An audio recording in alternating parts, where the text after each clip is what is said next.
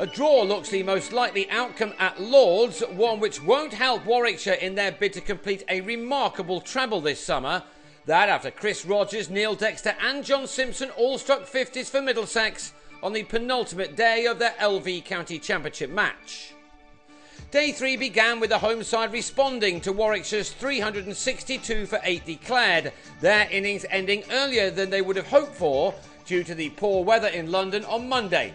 Rogers and Sam Robson were back at the top of the order together for the first time since early June. Since then, lots of folk have discussed Robson's technique, and when he misjudged this ball from Oliver Hannon-Dolby so badly that he was bowled shouldering arms, that discussion would have continued. Warwickshire were soon just where they wanted to be in this crucial match. Robson fell for 12 while Nick Gubbins had managed only 8 when he edged a good one from Ricky Clark behind. Darvin Milan was also out for a dozen, Keith Barker winning the LBW decision to leave Middlesex in some trouble on 65 for 3. Their initial target was to get to 213 to avoid being asked to follow on, and that was some way off for a side which has lost its way of late. For so long they looked to be one of the front runners, but instead now find themselves being dragged into a late relegation battle. Rogers needed to use all of his resolve. He survived until lunch with Dexter, who spent 16 balls on 0 before getting off the mark with a 6 off Jitan Patel. He then hit 2 of his next 3 balls for 4s. Rogers spent an age on 49 but got to his latest half-century off his 110th delivery with this couple off Clark. If ever Middlesex needed a fighting innings from their experienced captain, then this was it. Warwickshire were probably hoping that they didn't have to bowl at a man who loves such a fight. Dexter, meanwhile, was at his half-century off 97 deliveries, getting from 40 to 50 in the space of 2 balls, his second maximum taking him there, once that it had been confirmed by the umpire that the ball had indeed carried the distance. Any worries about the follow-on target had now completely disappeared. Indeed, in the end, this pair added 127 runs for the 4th wicket in 38 overs together.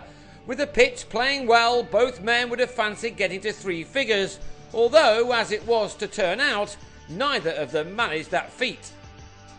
Rogers was unlucky. On 85, he was strangled down the leg side by Ricardo Gordon with a total on 192 for 4, and Dexter fell to the same bowler when, having got to 70, he pulled Gordon to Clark at mid-wicket. The follow-on had indeed been avoided by that point, and it was now left to Paul Stirling and Simpson to try to get their side as close to Warwickshire's first innings total as possible.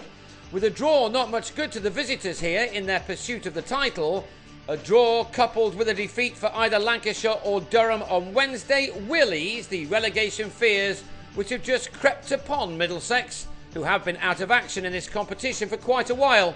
Their batsmen have been told to play without any fear, and that's just what these two did. With the second new ball taken and swinging a fair bit, Simpson was able to get to his 50 off his 98th delivery, with back-to-back boundaries taking his tally of 4s in this knock to 6. But he was then dismissed in this same Barker over for 53, the bowler winning an LBW decision to leave Middlesex on 282 for 6.